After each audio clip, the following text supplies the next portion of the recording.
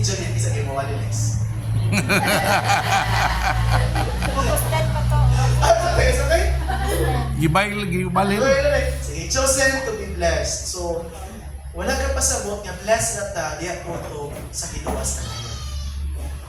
And in what way mo, sa inyo mga kuha na nagitawag ko, thought when it comes to ganahan ko ma-bless ni Lord, unsa inyong katumbas, or unsa inyong equivalent so that you will be blessed, not aside from salvation. Sa inyong mga expectation nga, i-bless yun ko ni Lord kay tungkol mauni. Except sa salvation. Okay na to, ano problema? Buhit naman ta. Ang salvation kay kung ano pamata siya, kanang gitawag ko, pamata sa departure time. Pamata sa irang plano ba? Ano sa okay na to sa always na to, di ba? Sakto no, pastoraan na lang siya, always na to. At to tas, buhit pa ta. Kung sa inyong expectation, nga, i-bless you ko ni Lord, kay tuhod mo niya ang gibuhat.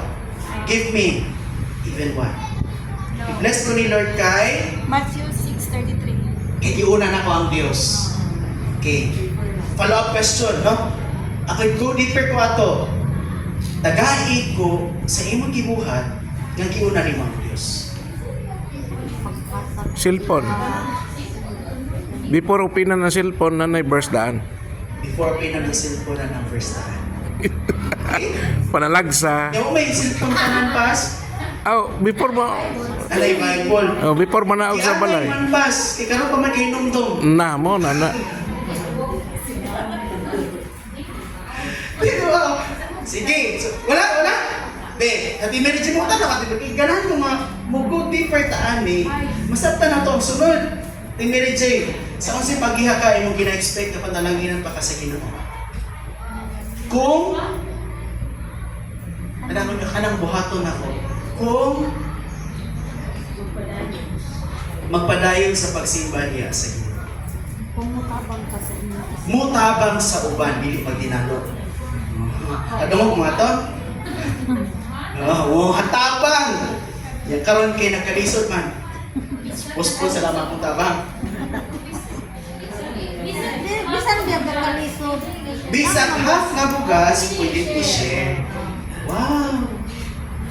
Ate Jane, Half sa sako. andang ka magdahi? Half sa sako. May half sa kilo. Lord.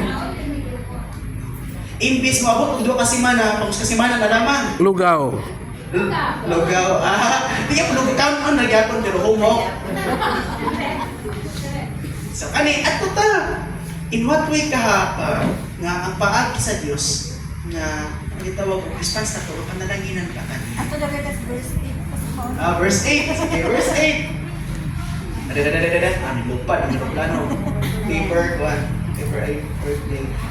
Alright. Verse 8. Ako naman pagbasa. 1, 2, 3, go!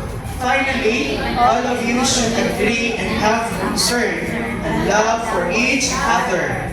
You should also be kind and humble. Finally, gikan sa banang buluyagon nga sakto sa asawa nga Kristohanon o gikan sa bana nga hari-hari sa pamilya na kanang gitawag ko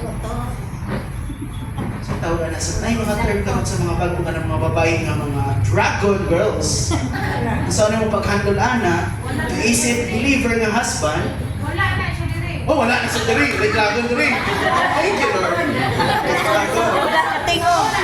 Okay. Nakaroon ina sa finally. So finally. Ipaglaban. Ipaglaban mo. Bantay mo niya na may credible po niya after wali, ha? Wala na diri, Lord.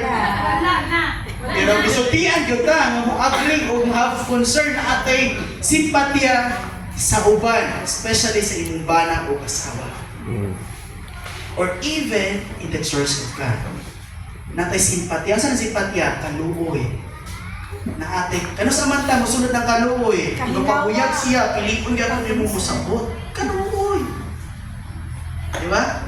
Ibis imuhukman, sorry, salamat talong na.